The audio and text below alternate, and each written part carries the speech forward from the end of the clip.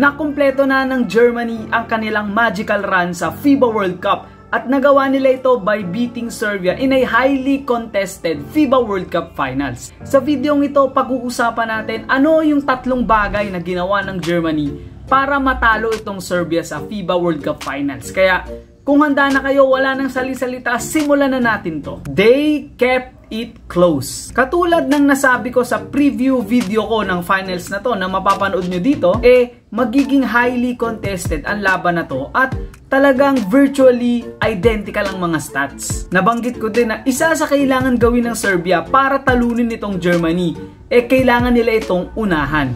Which in fact nagawa naman nila, sinubukan naman nilang gawin, pero at the end of first half, 47 all ang score. Sa pagdikit ng Germany, tuluyan na nilang pinutol ang momentum nitong Serbia. At kitang-kita naman sa laro na hindi talaga sanay humabol itong Serbian team na to. Superb defense. Sa buong laro, kitang-kita natin ang tibay at higpit ng depensa nitong Germany. Mapa-team defense man yan or individual defense.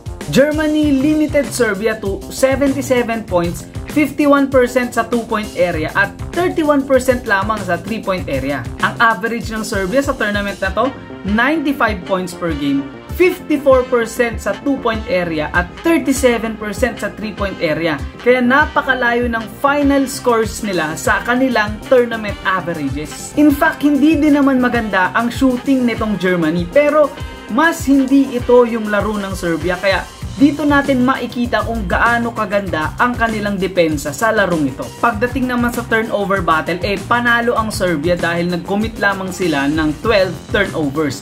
Pero na-take advantage ito ng Germany dahil they scored 19 points out of that 12 turnovers. As for individual defense naman, they held Nikola Milutinov to only 2 points and 0 of 4 field goal shooting na nag-average usually ng 12 points per game. So that's minus 10 agad sa Serbia. Si Bogdanovic, maganda naman yung performance niya, 17 points in 6 of 10 shooting.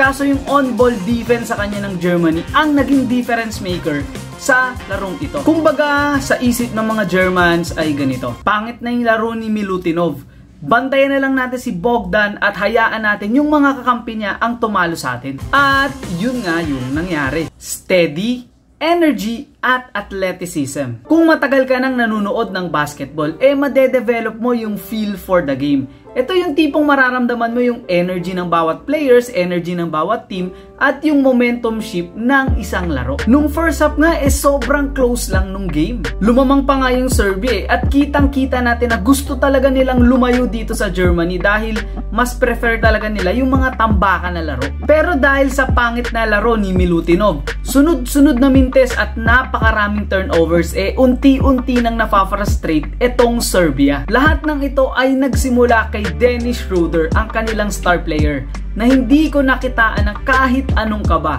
At yung laro niya kahapon, sobrang steady lang. Kung ganyan yung pinapakita ng leader mo, hindi ka matatakot at hindi ka kakabahan dahil alam mo na kapag kinakailangan mo siya, nandyan siya to deliver. Maliban kay Schroeder, ang tingin kong MVP sa larong ito ay itong si Moritz Wagner. Hindi dahil sa points, dahil 8 points lamang ang kanyang na-score. MVP siya in terms of energy and effort.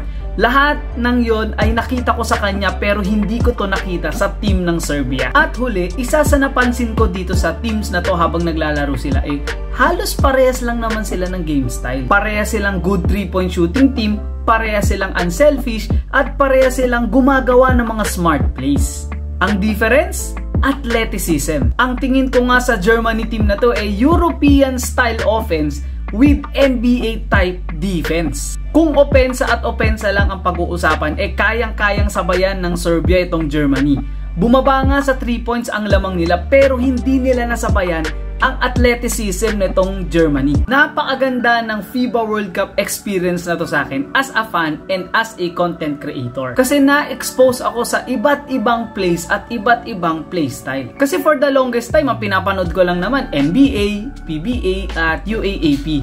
At tuwang-tuwa ako nung napanood ko to at habang gumagawa ko ng content, talagang naa-amaze ako. Ang hiling ko lang sana, sana ma-adapt ng Philippines yung ganitong playstyle dahil maliban sa maganda na ito sa mata, nakita natin all throughout the tournament na hindi na nag-work ang isoball. Diba, Team USA? Kayo, anong masasabi nyo sa naging run nitong Germany? Tingin nyo ba maraming mag-a-adapt ng ganitong klaseng playstyle? At ano yung favorite moment nyo dito sa FIBA World Cup?